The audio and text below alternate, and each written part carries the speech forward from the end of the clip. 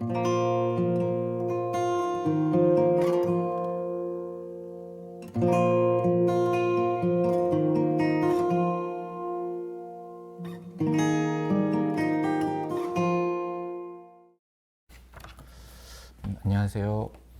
오늘은 단단한 기도 훈련 제13강 기도의 강력한 전제 조건에 대해서 한번 살펴보고자 합니다. 제가 예전에 고아원에 봉사활동을 하러 간 적이 있는데 인상 깊었던 것이 몇 가지 있었습니다.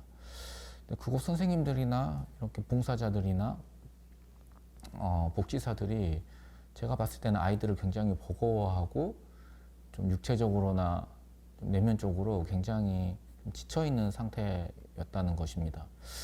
그리고 또 한 가지 인상 깊었던 것은 어떤 작은 이런 방에 이제 젖먹이 아이들, 이제 어린 아이들이 이제 포대기에 감싸져서 이제 여기저기 이렇게 누워 있는데 선생님들 정말 정신이 없더라고요. 우는 아이 달래주고 젖을 먹이고 또 기저귀를 갈고 옷을 갈아입히고 씻기고 이런 것들이 정신없이 이루어지고 있었습니다. 제가 그런 모습들을 보면서 부모가 없이 살아간다는 거는 정말 비인간적이다. 정말 불쌍한 일이다. 고통스러운 것인지 얼마나 공허하고 고통스러운 것인지 제가 많은 것을 느꼈습니다.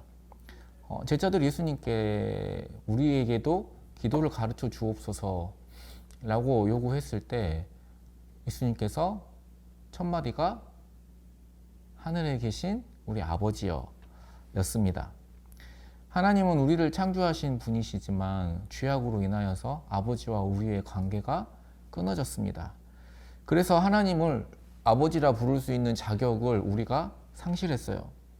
이 관계를 이어주는 것이 바로 구원입니다. 내가 곧 길이요 진리요 생명이니 나로 말미암지 않고는 아버지께로 올 자가 없느니라. 예수님이 유일한 길이고 진리입니다. 그러니까 예수님이 진리라는 말은 예수님께서 길을 알려주신다는 말씀이고, 예수님이 길이라는 말은 예수님 자체가 친히 그 길이 되셨다는 의미입니다. 그래서 요한복음 1장 12절 말씀에 보면은 영접하는 자, 곧 그 이름을 믿는 자들에게는 하나님의 자녀가 되는 권세를 주셨다고 말씀하고 있습니다. 이 이름, 이 예수님의 이름은 우리가 하나님의 자녀가 될 수 있는 권세의 이름이기도 하고요. 동시에 구원의 이름입니다. 동시에 예수님은 내 이름으로 구하라, 내 이름으로 기도하라 라고 말씀하셨습니다. 그래서 우리는 지금까지도 예수님의 이름으로 기도를 드립니다. 기도의 이름입니다. 그러니까 구원의 이름과 우리가 기도할 때 부르는 예수 그리스도의 이름이 같은 이름이라는 것을 우리가 알아야 한다는 것입니다. 구원은 우리를 하나님의 자녀로 만들어주는 것입니다. 지옥 가면 불쌍하니까 천국 저 어디 구석 자리라도 넣어주지, 이런 개념이 결코 아닙니다. 하나님의 자녀된 모든 권세와 영광을 누리는 것이 구원입니다. 하나님이 우리 아버지 되시는 것이 기도입니다. 그러니까 우리 아버지이니까 우리가 기도로 달라고 할 수 있는 거예요. 제가 놀이터에 이렇게 많은 아이들이 놀고 있는데 전혀 처음 보는 아이가 저에게 와서 아빠 아이스크림 사 먹게 5,000원만 주세요 라고 한다면은 제가 그 아이를 주겠습니까? 너네 아버지 어디 계시니? 라고 먼저 물을 거예요. 근데 자식이 와서 똑같은 말을 했다면은 너 이 썩어서 안 돼 라고 말을 하였거나 그래 아빠랑 같이 사러 가자 라고 반응했을 것입니다. 하나님이 우리 아버지이니까 기도할 수 있는 거예요. 달라고 구할 수 있는 것입니다. 우리를 하나님의 자녀가 되게 한 것도, 그리고 우리가 기도할 수 있는 것도 예수님의 공로이고 예수님의 이름 때문입니다. 요한 1서 5장 12절 말씀은 이렇게 되어 있어요. 아들이 있는 자에게는 생명이 있고 하나님의 아들이 없는 자에게는 생명이 없느니라. 그러니까 성경은 중요하면 중요할수록, 중요한 진리일수록 더 간단하고 명확합니다. 그러니까 여기에 어떤 다른 생각이 끼어들 여지가 없습니다. 이 생명은 새로운 생명, 영원한 생명. 그래서 성경은 이 생명을 얻은 사람을 거듭났다라고 표현합니다. 다시 태어났다. 그래서 청교도인들은 과거에 전도할 때 이렇게 전도를 했다고 합니다. 한 번 태어나면 두 번 죽고 두 번 태어나면 한 번 죽는다. 이것이 무슨 의미입니까? 영적으로 거듭나지 아니하면, 그래서 육적으로 한 번만 태어나게 되면은 육체가 죽고 영혼이 죽고 두 번 죽음을 경험하지만, 우리가 두 번 태어났어. 우리가 육체적으로 태어나고 또 영적으로 거듭났다면은 우리가 육체적인 죽음만 경험한다는 것이죠. 영적인 죽음이 없습니다. 우리는 이미 이 땅에서 하나님이 주신 그 영원한 생명을 얻고 그 안에서 살고 있습니다. 그 생명 안에서 누릴 수 있는 가장 큰 특권이 바로 기도입니다.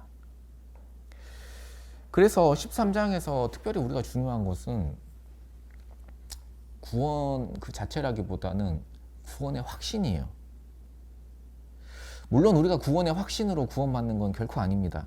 구원의 확신이 부족하고 흔들린다고 해도 우리는 예수님의 은혜로, 예수님의 공로로 구원을 얻을 수 있습니다. 요한 1서 5장 13절 말씀이 이렇게 기록되어 있어요. 내가 하나님의 아들의 이름을 믿는 너희에게 이것을 쓰는 것은 너희로 하여금 너희에게 영생이 있음을 알게 하려 함이라. 그러니까 내가 하나님의 아들의 이름을 믿는 너희에게 이런 걸 쓴다는 것은 이 사람들 하나님의 아들을 믿고 있지만 자신의 구원이, 자신에게 영생이 있는지 이것을 잘 모르고 있을 수도 있다는 이야기입니다. 그러므로 내가 구원을 받았는데도 불구하고 구원에 대한 확신이 부족한 사람이 있을 수 있습니다. 확신이 없고 흔들리는 사람이 있을 수 있어요. 확신으로 구원을 얻는 것은 결코 아닙니다. 그러나 구원의 확신 없이 능력 있는 그리스도인의 삶은 불가능하다고 할 수 있습니다. 구원의 확신 없이 강력한 기쁨을 누리는 기도 생활 역시 불가능하다는 거예요. 고린도후서 13장 5절 말씀에는 이렇게 기록되어 있어요. 너희는 믿음 안에 있는가? 너희 자신을 시험하고 너희 자신을 확증하라. 예수 그리스도께서 너희 안에 계신 줄을 너희가 스스로 알지 못하느냐? 그렇지 않으면 너희는 버림받은 자니라 라고 권면을 하고 있습니다. 그래서 구원을 너무 어렵게 생각하지 않기를 바랍니다. 여러분이 단단한 기도 훈련을 꾸준히 해오며 기도하기 위해서 오늘까지 마음을 이렇게 모아왔다면은 내가 예수님 안에, 예수님이 내 안에 있다고 말할 수 있는 가능성이 대단히 높습니다. 문제는 구원이 아니고 구원의 확신이에요. 능력 있는 기도 생활을 위해서라도 나의 구원의 확신을 점검하는 것은 아주 중요합니다. 그래서 이 책을 보면은 이제 구체적으로 어떻게 질문을 하고 이 질문에 내가 어떻게 답하면서 구원의 확신을 점검할 수 있을까. 그래서 13과 우리가 교재 뒤쪽에 구원의 확신, 참된 구원의 7가지 지표라고 이렇게 자세히 나와 있죠. 그걸 읽어보시고, 그리고 내가 구원의 확신이 있나 없나 한번 점검해 보시고, 내게 구원의 확신이 없다면 담당 교육자나 저에게나 아니면 김현철 목사님에게, 그리고 상담을 이렇게 요청을 해 주시고, 그리고 목자와도 이런 것들을 고민해 보는 것이 아주 중요합니다. 그리고 나는 구원 받은 사람임을 내가 잘 알고 있다, 이런 것 확신이 든다면은 기도할 때마다 내가 주님 안에 있음을, 주님이 내 안에 있음을 감사하며 담대하게 기도하십시오.